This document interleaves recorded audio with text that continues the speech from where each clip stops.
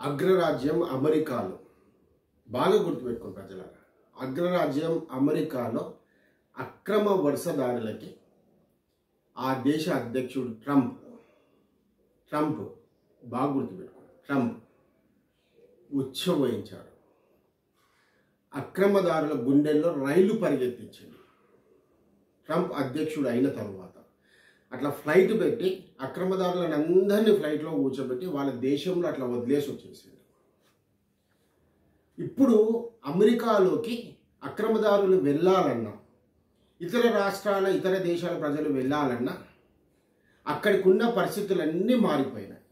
10,000 మందిని అట్లా తీసి ఇసిరిగొట్టిండు. తన్నిండు ముడ్డి పైన తన్నిండు. ఇంకా దాంట్లో అనుమానమే అక్కర్లేదు. ఇప్పుడు వెళ్ళమనండి చూస్తా అమెరికాకి. ఆ దేశ అధ్యక్షుడు చేసిన సాహసోపేతమైన నిర్ణయం. ఇక్కడ మన దేశానికి వచ్చేటప్పటికి మార్వడి గో బ్యాక్ అనే నినాదంతో మనకి బండి సంజయ్ గారు ఒక ఊతం ఇచ్చారు. ఏం ఊతం ఇచ్చారు? రోహింగాలని కూడా మార్వడి గో బ్యాక్కి బదులు రోహింగాలు గో బ్యాక్ అనే నినాదాన్ని ఇచ్చారు. చాలా మంచిది, చాలా సూపర్ వర్డ్ ఇది. బండి సంజయ్ గారికి హ్యాట్స్ ఆఫ్. ఇక్కడ ఈ రోహింగాల గో బ్యాక్కి సంబంధించిన అంశాన్ని ఎవరు నిర్మూలించాలి? ఎవరిని వీళ్ళని వెళ్ళగొట్టాలి? బీజేపీ 8 మంది ఎంపీలు ఈ నిర్ణయాన్ని తీసుకోవాలి. వీళ్ళే దగ్గరుండి రోహింగాలని ఈ రాష్ట్రం నుంచి తరిమి కొట్టాలి. ఎందుకంటారా? ఒకసారి బాగా ఆలోచన చేస్తే, మీరు బాగా ఆలోచించండి ప్రజలు, గమనించండి కూడా. ట్రంప్ మన భారతదేశ పౌరులని ఆ ఫ్లైట్ ద్వారా ఇండియాలోకి తీసుకొచ్చిన తర్వాత, ఇండియాకి పంపించిన తర్వాత మన దేశ ప్రధాని నరేంద్ర మోడీ గారు చెప్పిన విషయం, అక్రమ వలసదారులు అక్కడ ఉన్నారు కాబట్టి ట్రంప్ తీసుకున్న నిర్ణయానికి నేను మద్దతు ఇస్తున్నాను. మన మోడీ గారు చెప్పిన విషయం, మన దేశ ప్రధాని మోడీ గారు చెప్పిన విషయం. మోడీ గారే అక్రమ వలసదారుల పైన ఈ నిర్ణయం తీసుకున్నాక ఇప్పుడు మన రాష్ట్రంలో నివసించే బంగ్లాదేశీయులు కానీ రోహింగాల పైన ఎవరు ఈ సాహసోపేతమైన నిర్ణయం తీసుకోవాలి? ఎవరు ఈ అక్రమ వలసదారులను పంపించాలి?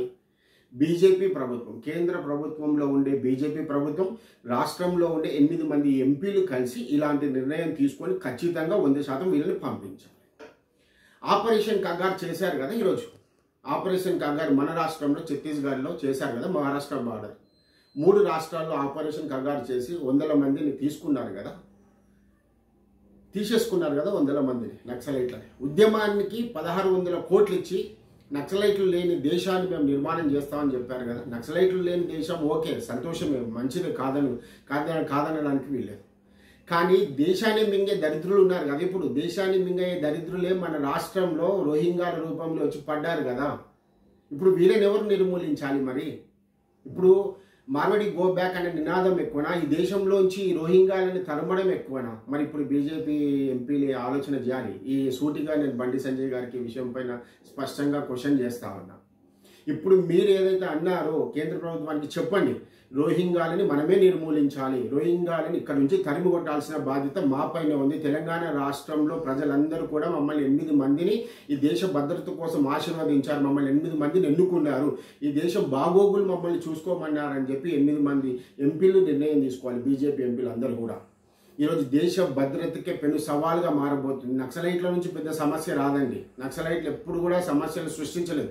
మామూలుగా వాళ్ళకి ఏదైనా ఆపదలు వచ్చినప్పుడు, ప్రజలకు ఆపదలు వచ్చినప్పుడు వారికి చేతనైన సహాయం చేసి ఉండొచ్చు, లేదా ఏదైనా ప్రజా విద్రోహ కార్యక్రమాలు ఎక్కడో ఒక్కొక్క చోట అక్కడక్కడ జరుగుండొచ్చు. కానీ దేశంలోనే పెద్ద ముప్పుగా ఏర్పడ్డ ఈ సమస్యని మాత్రం సీరియస్గా తీసుకోవాల్సిన అంశమే కదా. ఇప్పుడు రోహింగాలని రాష్ట్రంలోంచి తరిమి కొట్టాలి కదా. డెఫినెట్గా ఈ అంశం ఏదైతే బండి సంజయ్ గారు మాట్లాడారో మళ్ళీ చెప్పి 100% హ్యాట్స్ ఆఫ్.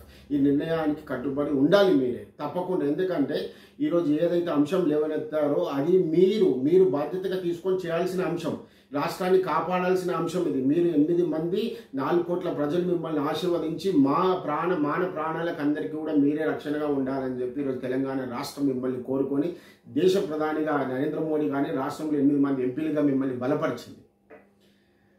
ఇంకా ఈ దాన్ని ముందుకు తీసుకెళ్ళాలి మనం. రేపటి నుంచి మార్వడి గో బ్యాక్ బదులు బీజేపీ ఎంపీల పైన దయచేసి ప్రజలందరూ కూడా, తెలంగాణ రాష్ట్ర ప్రజలందరూ కూడా తెలంగాణ రాష్ట్రానికి ముప్పు కాకుండా దేశ భద్రతకే ముప్పుగా ఏర్పడ్డ ఈ రోహింగాలని తరిమి కొట్టాలనే నిదానంతో ముందుకు రావాలి. రోహింగ్యాలు గో బ్యాక్.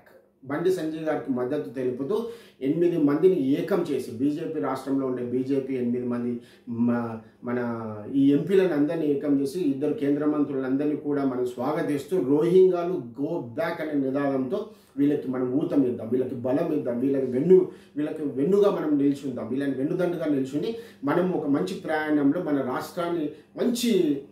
రాష్ట్రానికి మంచి మార్గనిర్దేశకంగా మనం చేసుకుందాం అని తెలియజేస్తూ, నమస్తే, మీ పృథ్వీరాజ్ 2028లో షాద్నగర్ నియోజకవర్గ ఎమ్మెల్యే అభ్యర్థిగా నిలిచి ఉన్నాను. మీరు బలపరిచి నన్ను ఆశీర్వదిస్తారని కోరుకుంటూ